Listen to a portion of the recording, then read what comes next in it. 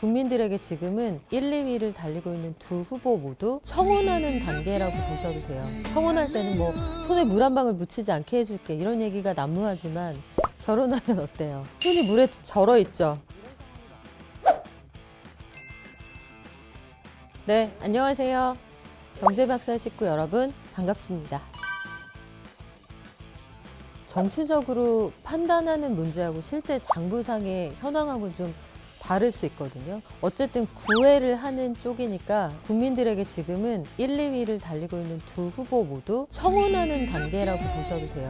청혼할 때는 뭐 손에 물 한 방울 묻히지 않게 해줄게 이런 얘기가 난무하지만 결혼하면 어때요? 손이 물에 절어 있죠. 우리가 경제 공약을 공부해야 되는 건 내년도 예산이 600조 원이 넘습니다. 그 예산을 어떻게 분배할지 그 기준을 정하는 게 바로 차기 정부거든요. 내년 대선은 우리가 그냥 한 표를 던지는 게 아니라 600조 원짜리 정책 상품을 구입하는 거라고 보셔도 돼요.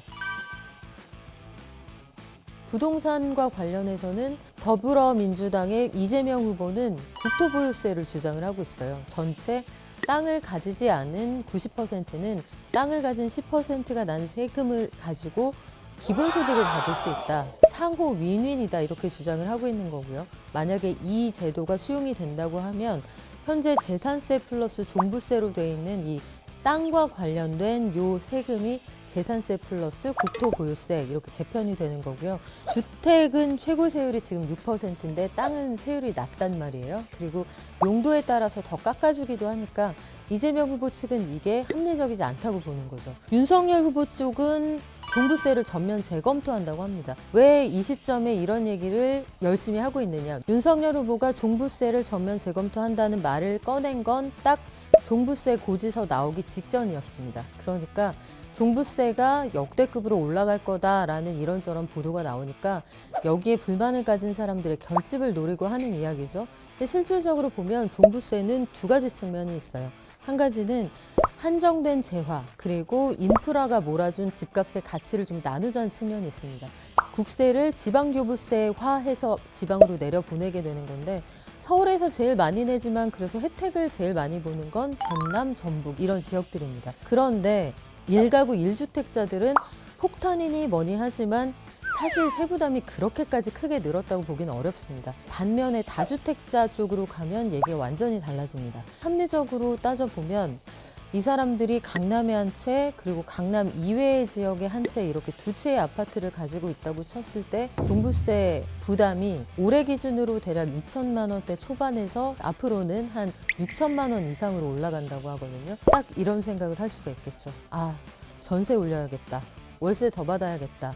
윤석열 후보 측이 주장을 하는 종부세 전면 재검토라는 게 여기까지 검토하고 나온 결론인지는 모르겠어요. 여하간 양쪽 후보 모두 분배에 대한 고민도 있지만 그 현재의 세제를 좀 바꿔보겠다 이런 생각이에요. 그래서 제가 내린 결론은 하지만 국토보유세는 실질적으로 아마 그 과세하는 그 과정에서 이걸 기본소득으로 만든다.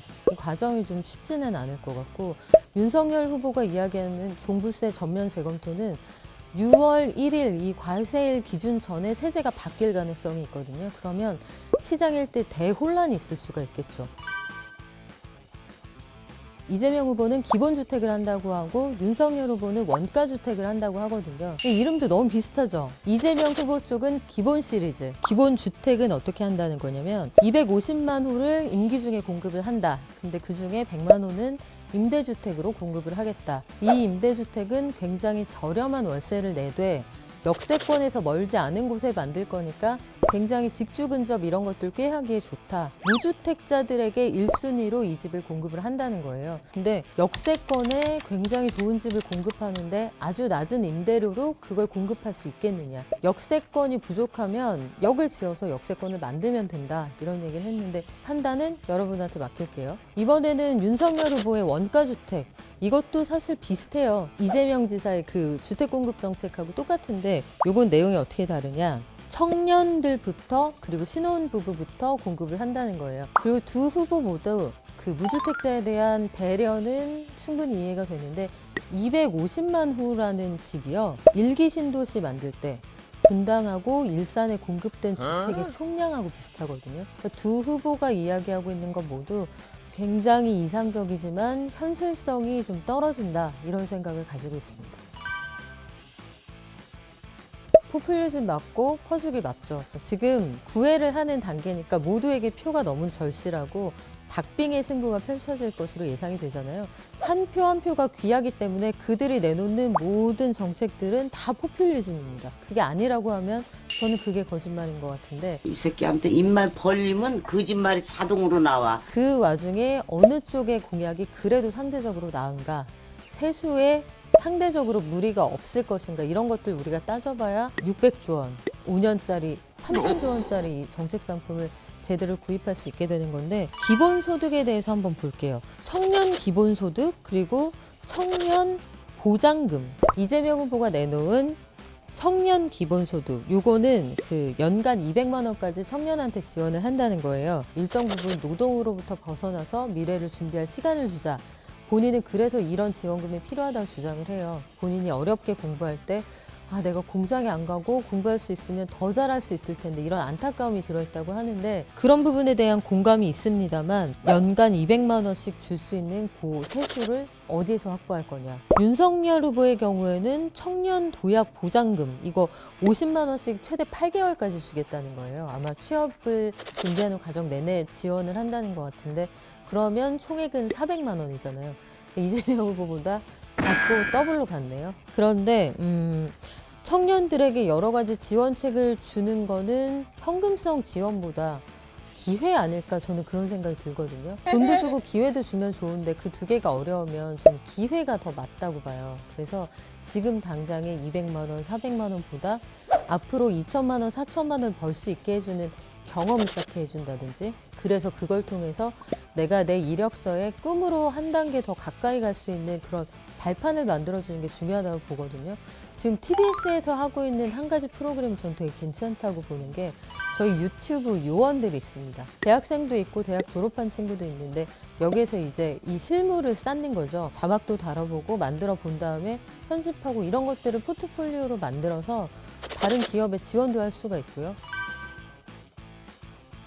제가 이제 취재를 하면서 5번째 이제 대선을 취재를 하거나 경험을 하게 되는데, 제가 최근에 아주 의미가 있다고 보면서도 우려되는 부분은 청년들에 대한 구애가 그 어느 때보다 강력하거든요. MZ세대를 엮어서 우리가 민준이 이런 얘기도 나오더라고요. 그들을 그 하나의 인테리어로 생각하지 않았으면 좋겠어요.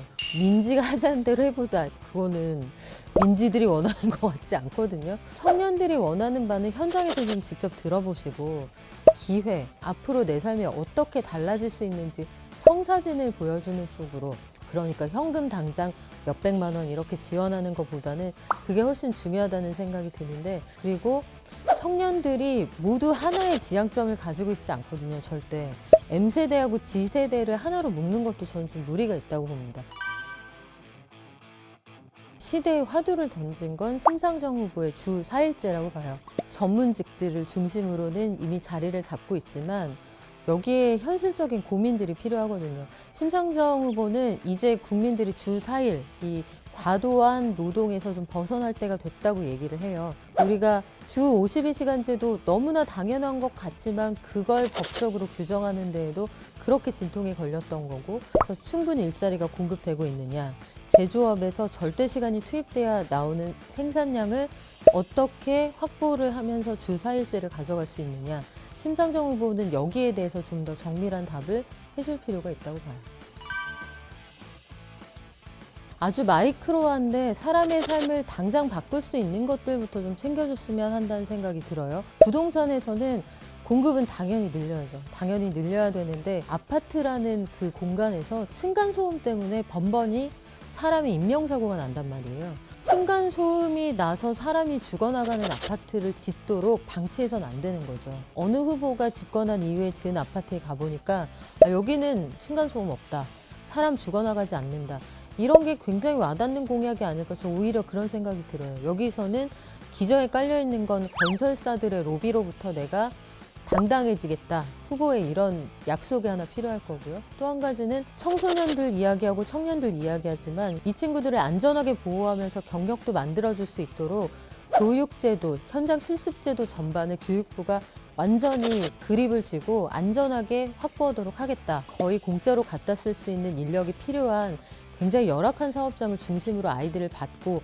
그래서 사고가 반복이 되는 거잖아요. 산업재해 관련된 처벌, 이거 반드시 강화해서 사람이 현장에서 죽어나가지 않게 하겠다. 이 회사는 반드시 사업주가 처벌을 받는다. 이런 공약이 좀 나와줬으면 좋겠고, 충분하고 안전한 환경에서 인턴이나 경력을 쌓을 수 있는 그 기회를 정부가 마련해 줬으면 좋겠어요. 사실 대선 후보들이 하는 이야기는 미래 비전에 가깝기 때문에 굉장히 뭐랄까요, 손에 잡히지 않는다는 느낌이 있거든요. 우리가 왜 이런 환경을 바꾸지 않고 있느냐, 저는 여기에 먼저 물음표를 던지는 후보에게 한 표를 투척하겠습니다.